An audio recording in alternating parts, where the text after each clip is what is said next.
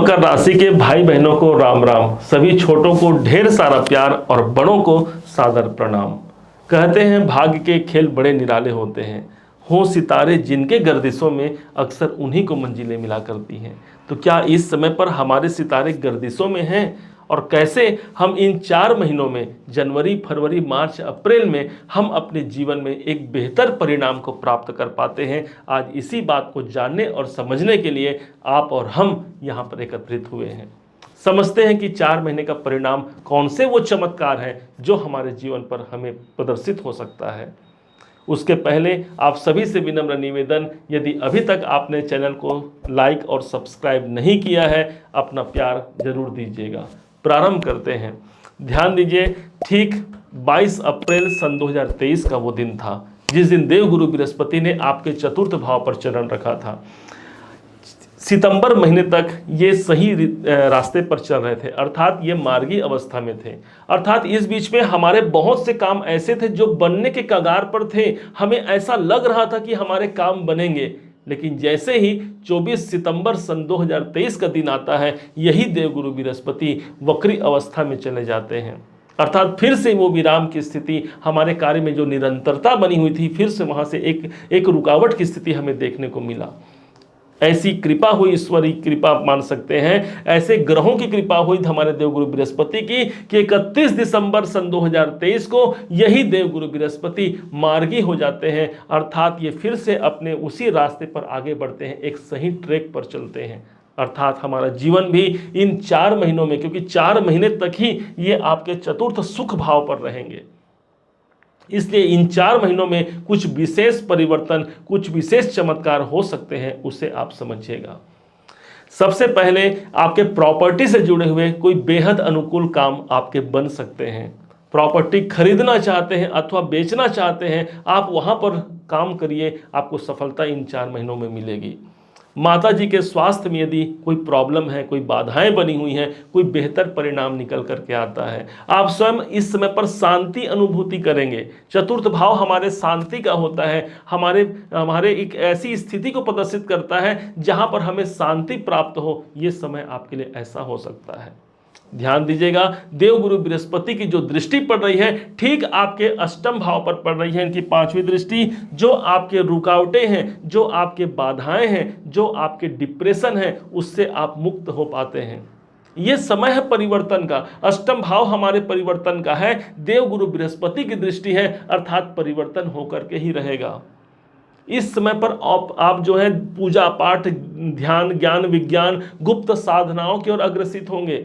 देवगुरु बृहस्पति हमें ऐसा कुछ, अर्थात हमें अष्टम भाव से जोड़ करके हमें ऑकल्ट साइंस की ओर, हमें स्पिरिचुअल बनाता है, और जहां पर हम भगवान से जुड़ करके बहुत कुछ प्राप्त कर सकते हैं। इनकी जो 7वीं दृष्टि पड़ेगी, ये सीधे 10म भाव पर है। 10म भाव आपके कर्म क्षेत्र में आपको सफलता निकाल करके देगा।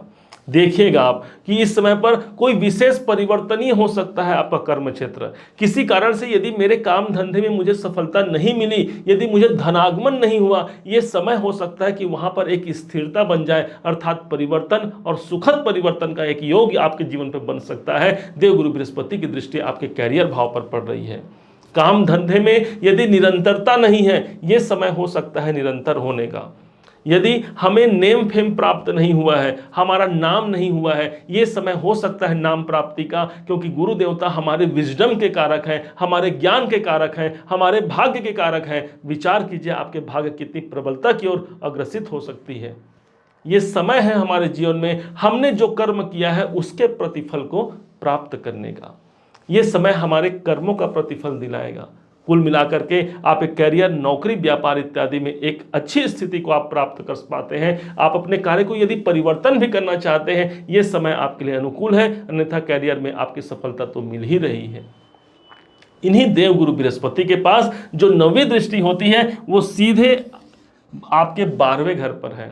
माना जाता है कि मकर राशि से ठीक 12वें घर को जो रूल करते हैं, यही है देवगुरु बृहस्पति, और बृहस्पति की ही दृष्टि पड़ रही है। खर्चे से यदि आप परेशान हैं, कोई बड़े लॉस आपके हो रहे हैं, कोई हानि बड़ी हो गई है, या फिर आप ये चिंतित है कि कोई बड़े हानि ना हो जाए, निष्फिक्र रहिए। 4 महीने तक देवगुरु बृहस्पति आपके खर्चों पर नियंत्रण रखेंगे। और यदि खर्चे होंगे भी तो इस समय पर मेरे अच्छे कार्यों पर खर्चे होंगे, चाहे वो मेरा परिवार हो, मेरे बच्चों के एजुकेशन हो, उनके कैरियर हो, या किसी अच्छे कार्य के लिए, या फिर मेरा व्यापार ही क्यों ना हो, उस क्षेत्र के लिए मुझे सफलता प्राप्त होगा। यदि आप विदेशों से जुड़े हुए हैं और वहाँ पर व्यापार या नौकरी करते हैं, ये देवगुरु बृहस्पति आपके समर्थन में है, क्योंकि 12वां घर हमारा व्यापार होता है। इस समय पर कोई बड़ा निवेश आप कर सकते हैं और उस निवेश के द्वारा आप अपने जीवन को एक बेहतर परिणाम इस समय पर आप निकाल करके दे सकते हैं। इन देवगुरु बृहस्पति के पास 12 नंबर की राशि इन्होंने अपने पास रखा है, और 12 नंबर की राशि जो होती है वो आपके तीसरे भाव को प्रदर्शित करती है, अर्थात मकर राशि के जीवन में इन्हीं 4 महीनों में आपके अंदर कॉन्फिडेंस की वृद्धि रहेगी, एक साहस की वृद्धि रहेगी, जिससे वो आप अपनी चुनौतियों से बाहर निकल पाएंगे। चुनौती जो परेशानियां हैं उस पर आप लड़ पाएंगे, और सिर्फ लड़ना ही नहीं, इस समय पर विजेता आपको बनाना, यही देवगुरु बृहस्पति का एक ध्येय होगा आपके लिए, क्योंकि चतुर्थ भाव पर आपके समाहित हैं। इस समय पर कोई यात्राओं का संबंध बनेगा, आप कोई टूर कर सकते हैं और उन यात्राओं के द्वारा आपको सफलता प्राप्त हो सकती है। ऑनलाइन संबंधी कार्य में यदि आप हैं, आपको सफलता दिलाएंगे, अन्यथा नहीं है तो आपके काम या नौकरी हो या व्यापार हो, वहां से बनने की संभावना बन जाती है। इस समय पर आपके आस पड़ोस के जो लोग होंगे, इनके साथ आपके वैचारिक मतभेद समाप्त होते हैं। साथ ही साथ यही स्थान हमारे जीवन में हमारे भाई बहनों का होता है, इसलिए भाई बहनों के लिए हम कुछ बेहतर कर पाते हैं, अथवा वो हमारे लिए, हमारे जीवन को बेहतर बनाने के लिए हमारा आपस में ताल्लुकात यहाँ पर अच्छे होने की संभावना 100% बैठती है। देवगुरु बृहस्पति ही तो हैं भाग्य के कारक। कैसे इनकी कृपा हम ले पाएं, कैसे इनकी भाग्य की जागृति को हम अपने जीवन पर आत्मसात कर पाएं, अब इस बात को समझिएगा। देवगुरु बृहस्पति को प्रसन्न करने के लिए सबसे उत्तम बताया गया है केले पेड़ की पूजा करना।